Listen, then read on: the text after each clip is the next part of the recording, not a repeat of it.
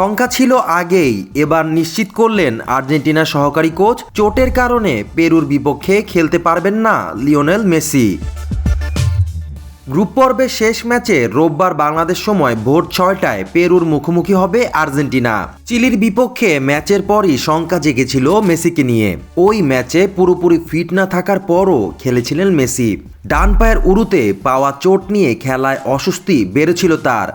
চিলিকে 1-0 গোলে হারানোর পর মিক্সড জোনে মেসি বলেছিলেন, ম্যাচের শুরুতে ডান পায়ের হ্যামস্ট্রিংয়ের অস্বস্তি অনুভব করি, শক্ত হয়ে আসছিল, যতটা নমনীয় থাকে তেমন ছিল না, তবে ম্যাচটি শেষ করতে পেরেছি, সামনে কি হয় দেখা যাক।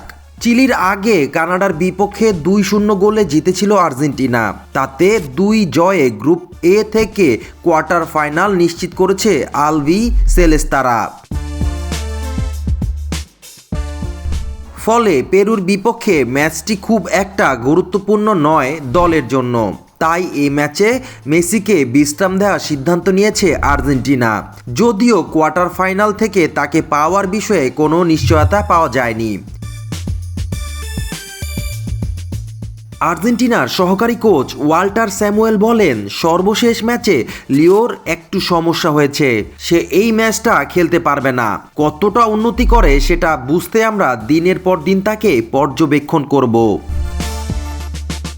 এদিকে কানাডার বিপক্ষে দ্বিতীয়ার্ধে দেরি করে নামায় পেরুর বিপক্ষে ডাগআউটে থাকতে পারছেন না আর্জেন্টাইন মাস্টারমাইন্ড লিওনেল স্কেলোনি।